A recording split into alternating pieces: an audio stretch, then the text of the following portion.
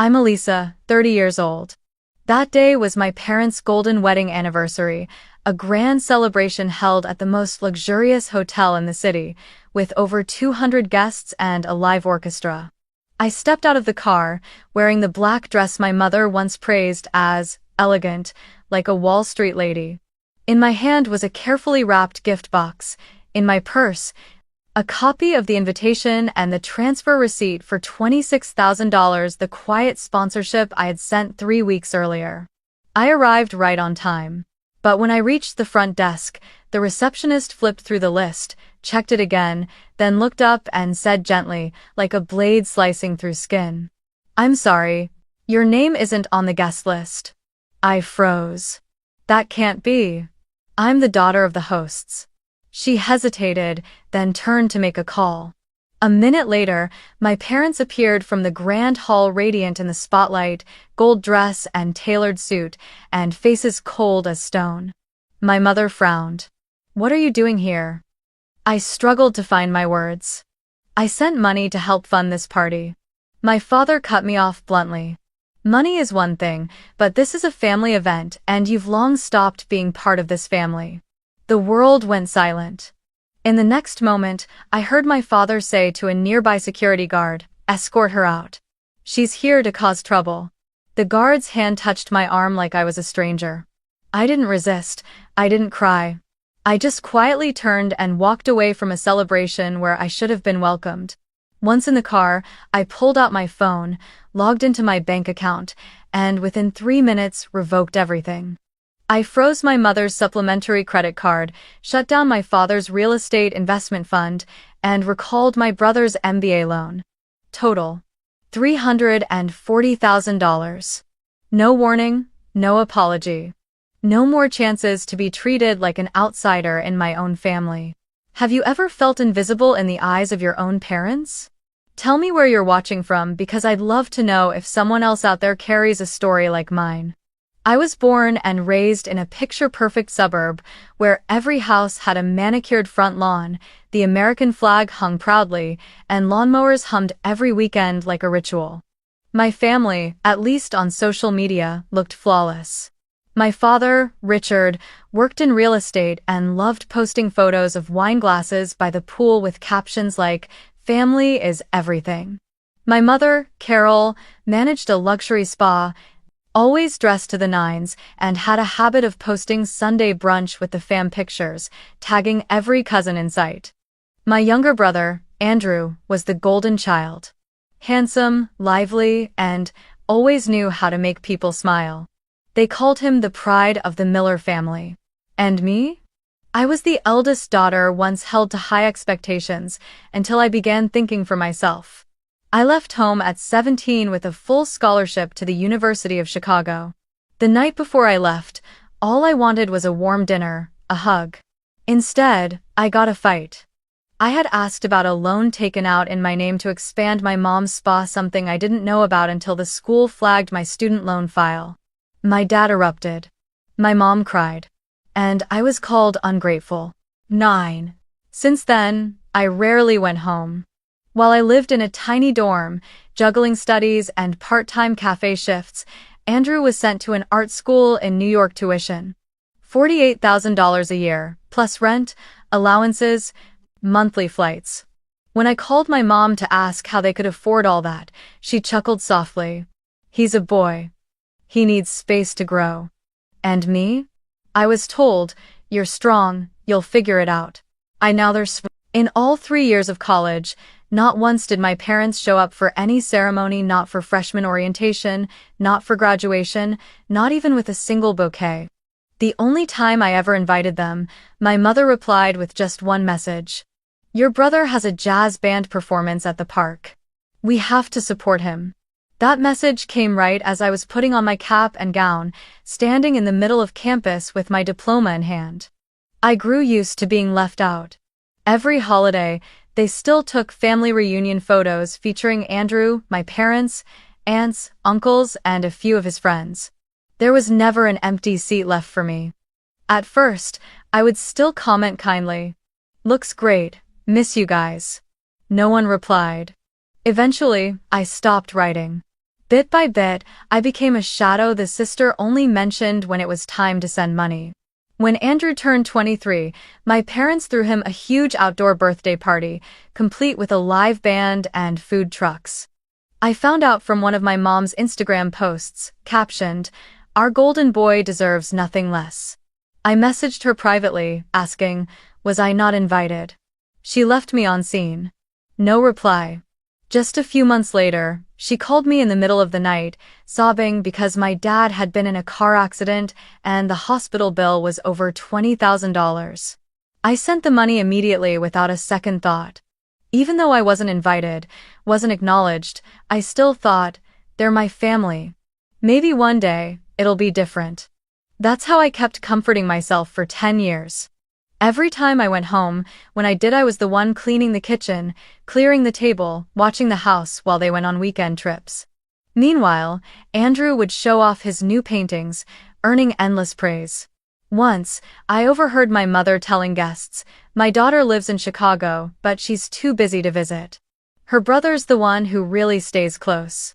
I gave a quiet smile. The daughter who had paid to fix the roof, replace the water heater, cover her brother's tuition was labeled as busy. Nothing more. I never needed to be celebrated, but I did hope at the very least to be included in the family portrait they loved posting online. A single photo, a hug, a real glance that looked at me, not through me, like I was the help. But that never happened. I don't know when exactly I started being seen as a walking wallet. Maybe it was the first time my mom called to borrow $3,000 for her emergency surgery after an accident. That day, I was at the office, preparing to present my first pitch deck to an investment board. The phone rang. Her voice was weak, tearful. "The doctor says it's urgent. I know you're busy, but if you could, help me?" I didn't ask questions, I just wired the money. Less than 5 minutes later, she texted again. "Thank you. Oh, and don't tell your father. He worries too much." No good luck for my big presentation, no. Asking how it went, I told myself, at least I could still help. The following year, my dad called. "Elisa, Andrew just got accepted into a design school in LA, but his car broke down. Could you help get him a used one?" I hesitated. But after seeing the photo my brother posted with his old Corolla captioned, "Thank you, universe," I felt at peace again. I wasn't in that thank you, but at least my brother could get to class on time. And just like that, one expense after another. $1,500 to replace the leaky roof that winter. $6,000 so my dad could expand the garden and boost the property's value. $12,000 for Andrew's wedding where I was seated at the back table next to distant relatives I couldn't even name. And the only time I ever said no was when my mother asked me to co-sign a loan so they could buy a vacation home in Florida. I gently replied, "I'm sorry, I can't put my name on that debt." They didn't speak to me for 2 days. On the third, my mother sent a short message. "It's disappointing that you don't want to help the family." I had grown used to arriving home with no one greeting me.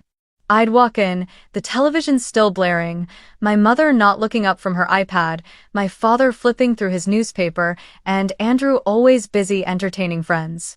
Once, I walked in with my suitcase and my mother glanced up briefly. "Oh, you're home?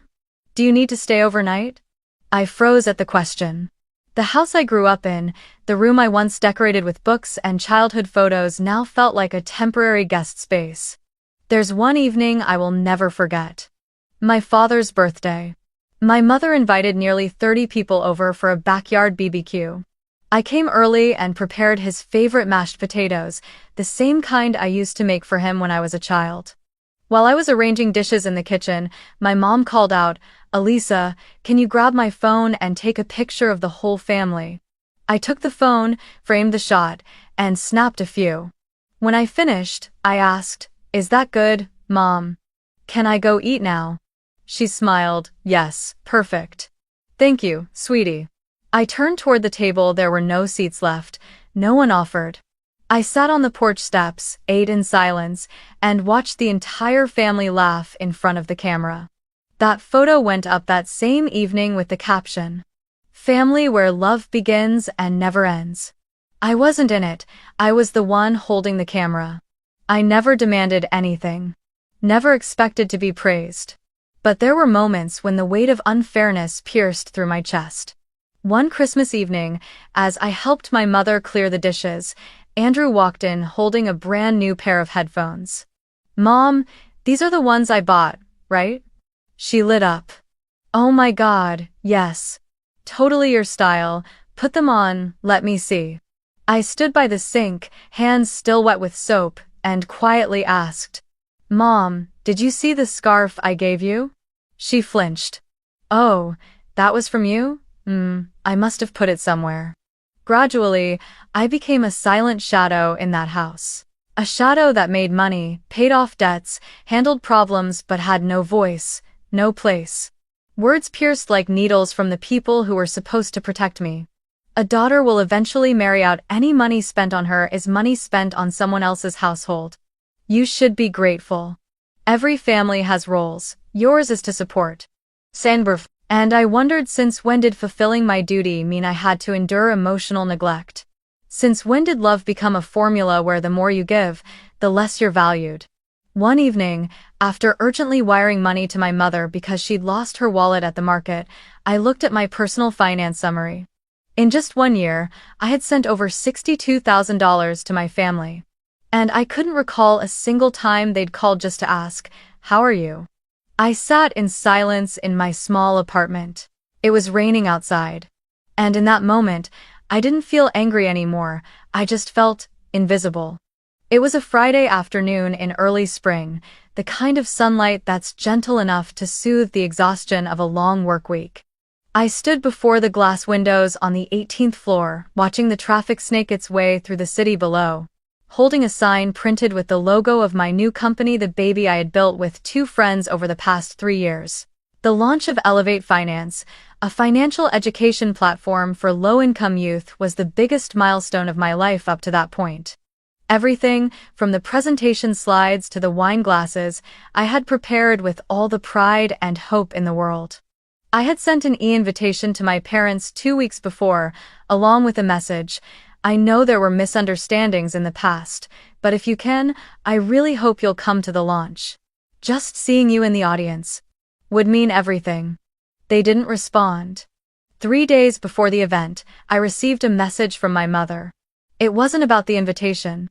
It was a short, emotionless sentence, as if nothing else in the world could matter more.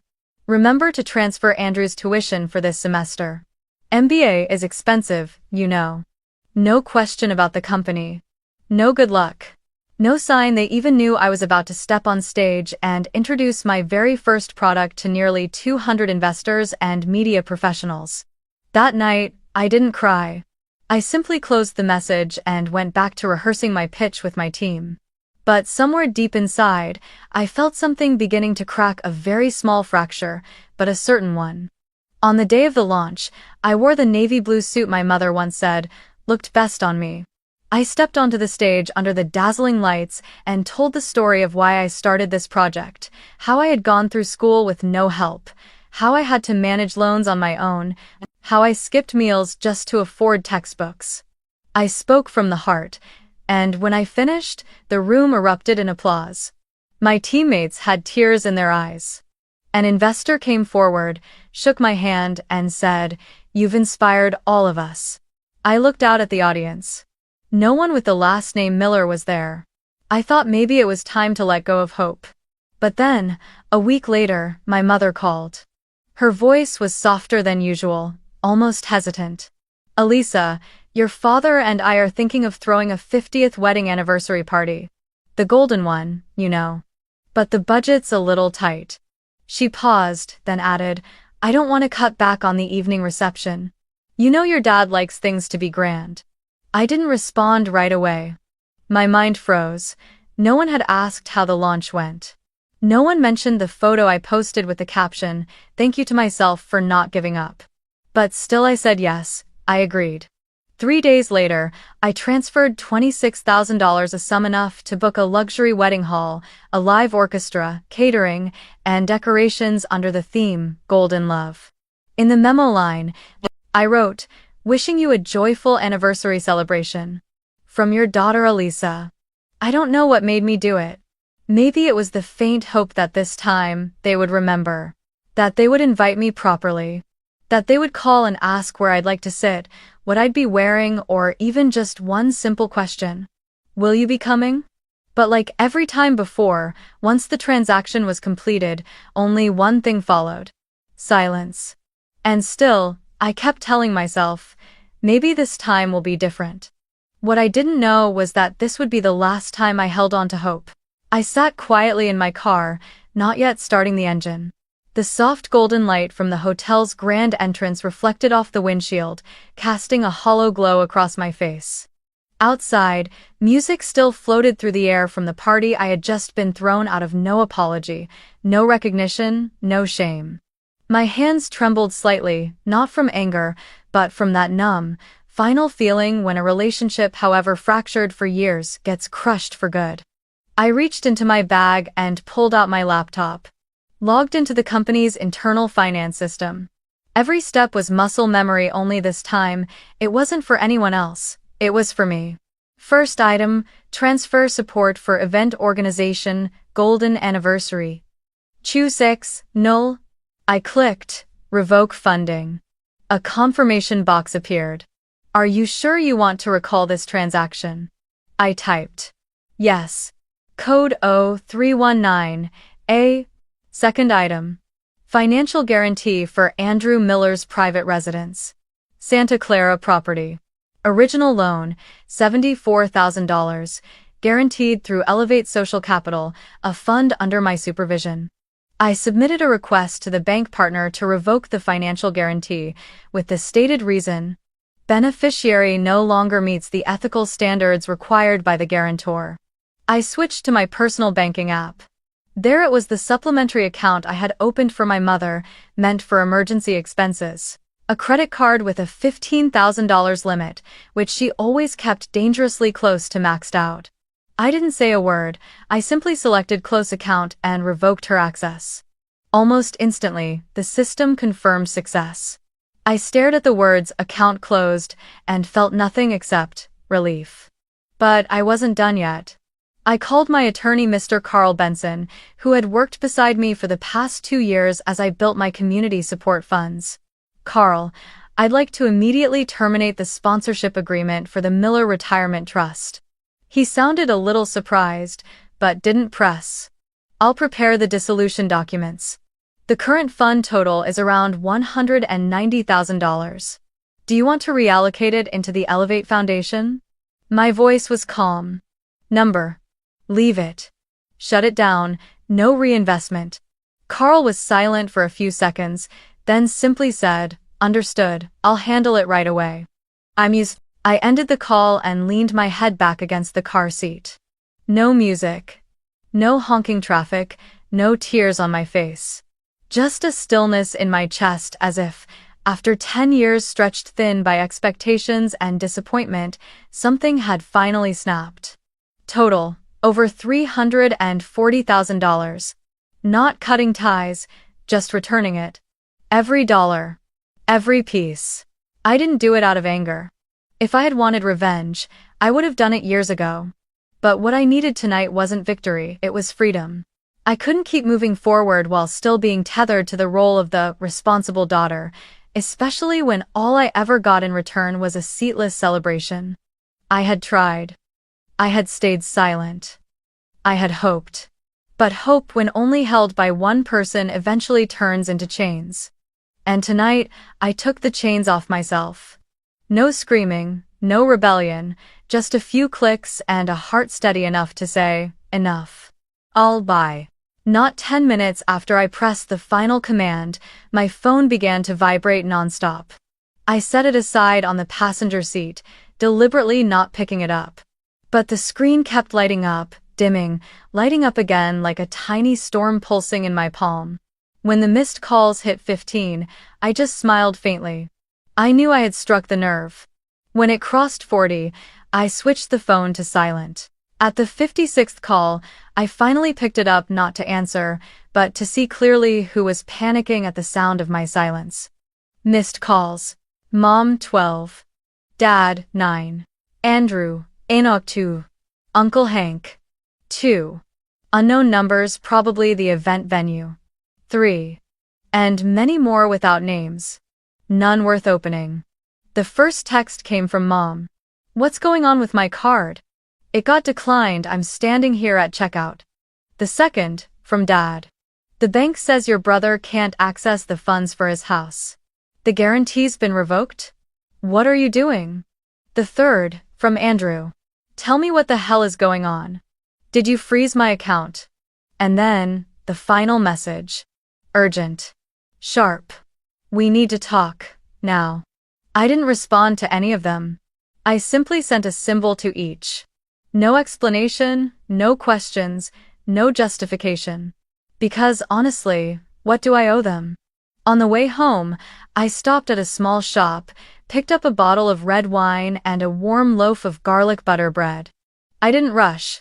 Outside, a light rain had started falling, the droplets tapping softly on the windshield like the quiet rhythm of something that had just ended and something else that was just beginning. I got back to my small apartment in Austin around 8 p.m. The streetlights had just come on, casting a soft amber glow across the wet sidewalk. I kicked off my shoes, turned on the lights, took off my coat, and set the wine on the table when the doorbell rang. 3 knocks. Firm, fast, demanding. I stood still for a few seconds. I could already guess who it was. I opened the door. Andrew. My younger brother stood there, soaked in rain, shirt clinging to his chest, his eyes burning with anger more than I'd ever seen. He was breathing hard, trying to stay composed, but I could see it clearly, that panic creeping into every breath. What the hell did you do, Elisa? I tilted my head slightly and gestured. Come inside, no point standing in the rain. I'm not coming in. I need an explanation. Andrew stared at me, unblinking. I'm in the middle of closing on a house. The bank just told me the guarantee's been pulled. The account's frozen. Mom's card got declined. Dad is losing it. What are you trying to do? I crossed my arms and leaned against the doorframe, calm. What do you think? You know everything in this family runs because of you. Why would you shut it all down in one night? Because I'm not this family's bank, I said, without raising my voice. And I'm definitely not an unpaid servant for a household that's treated me like an outsider my entire life. Andrew froze. For a second, then let out a sharp laugh. So this is it? You launch a startup, get a bit of fame, and now you're here to teach us all a lesson? I didn't react, just looked at him, steady and quiet, like I was staring at a stranger. You don't get it, Elisa. Family means being tied to each other. It means responsibility. You walk away from that now, and you'll regret it later. I looked at him, not angry, not hurt. Just sad. A deep, hollow sadness for someone who once was my little brother. No, Andrew. I'm not walking away from anyone. I'm just done being a shadow that serves people who don't see me as one of them. If responsibility only runs in one direction, it's not family. It's exploitation. Andrew swallowed hard. So you think just because you've got money, that gives you the right to judge us? I exhaled and shook my head. Money doesn't give me that right, but it is my money. And I do have the right to stop pouring it into a bottomless pit where even basic gratitude doesn't exist. He didn't respond, his face was pale with anger. After a moment, he turned away, standing still under the porch as the rain continued to fall. Then he looked back one last time, his voice lower now. Mom and Dad. They didn't mean to hurt you. I nodded slightly. I know. But they also didn't mean to love me. I gently closed the door. Behind it, I stood in the soft yellow light. The wine bottle was still there. The bread was still warm. I stood there for a while, hands still resting at my sides. Then I turned, walked back, and cracked the door open just a bit. Andrew was still standing outside, back turned, his shoulders rising and falling with every breath. The storm inside him had settled into silence, and it was that silence that made me decide. Come in, I said, my voice quiet as wind brushing across the steps. Andrew turned around, startled. I avoided his gaze and walked back in first. I'm not offering tea. But if what you really want is an explanation, then fine, sit. My small apartment smelled faintly of lavender and pine, simple, calm. Andrew sat down across from the dining table, stiff like he was bracing for a verdict. I placed a thick folder in front of him, then took my seat, folding my hands. I'm not calling this a family talk. Because I'm not sure we're still a family. But I want you to understand clearly, this isn't some emotional outburst. It's a conclusion. Andrew glanced at the stack of papers and frowned. What is this? Every single expense I've covered over the past 10 years for Mom, for Dad, for you. For the house, the car, the credit cards, the parties, the tuition, the insurance. Some of it I sent immediately, just because Mom said it was urgent. Some of it I wasn't even asked about, it was just assumed. I pointed to the final number on the last page. $478,920. Andrew said nothing. His fists clenched. I'm not complaining, I'm not asking for anything back, but if today I'm being called cruel just because I stopped then, at the very least, you should know how long I kept quiet. You're blaming Mom and Dad? Andrew's voice tightened. I looked him straight in the eye. I'm not blaming anyone. I'm just acknowledging what happened. Every time I tried to connect, I was ignored. Every time I offered help, I got labeled. She's strong. She can handle herself. I wasn't included in family photos, no one asked about my job, no one congratulated me when I graduated, no one came to the launch of my company. But when it came time for the golden wedding anniversary, I still sent the money. Because I thought, maybe this time would be different. I leaned back in my chair. And, in return, I was escorted out by security like a stranger. While my name was missing from the guest list despite being the main sponsor. Andrew lowered his head. I couldn't tell if it was shame or simply avoidance. There was a time, I said softly, when I thought you were the only one who still understood me. Andrew let out a dry laugh, his voice cracking. You're successful, Eliza. You don't need anyone. You don't need validation from that house anymore. No, I cut in. That's where you're wrong. I needed it desperately. I longed to see Mom nod in approval, to feel Dad's hand on my shoulder, to hear you say, you did great. But I've grown up, Andrew. And I've realized if I keep reaching out to people who never reach back, that's no longer love, that's self-destruction. Andrew stared at me for a long time. Then he finally spoke, his voice no longer angry, but tired. Mom and Dad aren't bad people. I never said they were, I nodded. They're just not the kind of people I can keep sacrificing myself for. I stood, walked over to the bookshelf, and pulled out a small box inside were letters I never sent, photos I printed that no one asked for, greeting cards I bought to mail, and never did.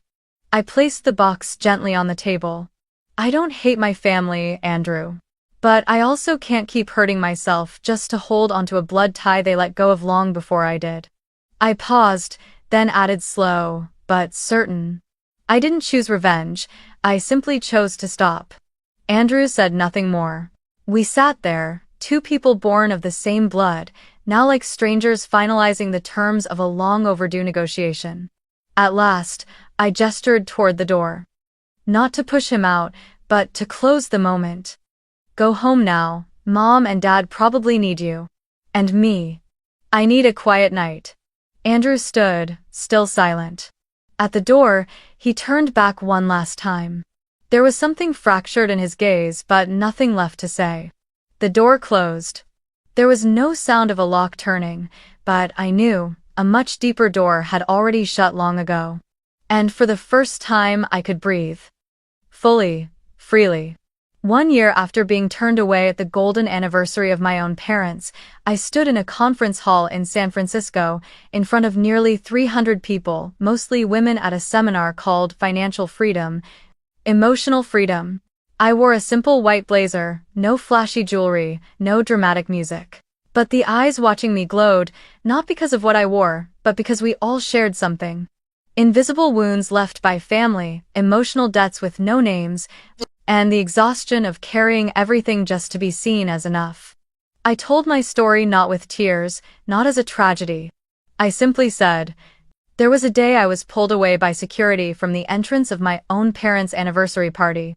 Just weeks before that, I was the one who paid for it. The room went quiet. I heard deep breaths. I saw hands tightening around laps. I looked at them, one by one, and smiled gently. From that moment on, I started truly living. My company, Havenworth, now has over 30 employees, operating in 3 states.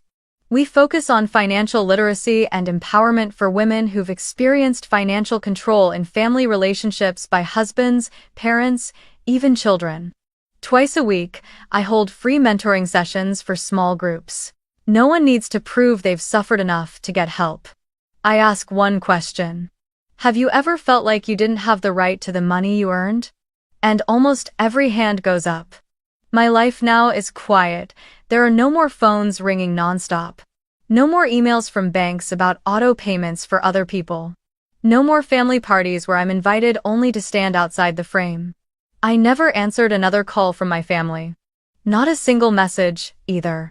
I didn't hate them, I just let go. But then, one day, while editing slides for a strategic planning session, I received an email. Cinder Carol Miller. Subject. No subject. Body. We were wrong about you. Just 5 words. No direct apology, no explanation, no persuasion, no promises. Just 5 words, standing alone in an empty message box. I stared at the screen for a long time. I didn't feel anger, no tears, no nervous flutter. Only one thing stirred, quietly, closure. I didn't reply. I didn't need them to admit that I was worthy. Because I had already been living like someone who is an entire year now without anyone having to grant me a title, without anyone saying, I'm proud of you, without the presence of people who had always been absent in my most important moments. Forgiveness wasn't something I did for them. I forgave. Because every step I take forward can't carry the weight of old rage. Because I no longer want to see my life through the wound they left behind. Because I've spent enough of it trying to be enough for others now, I choose to be enough for myself. That evening, I walked along the edge of Pacific Heights. The city was lit up, the salty wind tangled through my hair, and the sky was so clear I could see the moon's reflection tilting gently on the water. I pulled out my phone and opened an old photo me, in a black dress, standing outside that wedding hall, my eyes still bright but my chest aching. Then I compared it to a photo taken last week, me standing in the middle of my company's meeting room, surrounded by women I had helped. They were hugging me, crying, laughing, grateful. And me. I was smiling, without the shadow behind my eyes. I saved both photos. I didn't delete the past, but I also didn't let it lead the way. On my desk, I placed a small wooden sign. I don't need to be chosen anymore. I choose myself. And from that moment, everything truly began to bloom. Quietly. Without applause. Without needing to prove anything. Just a victory in silence. But deep enough to pull me out of a life spent being forgotten. I once believed that devotion was how I proved I deserved to be loved.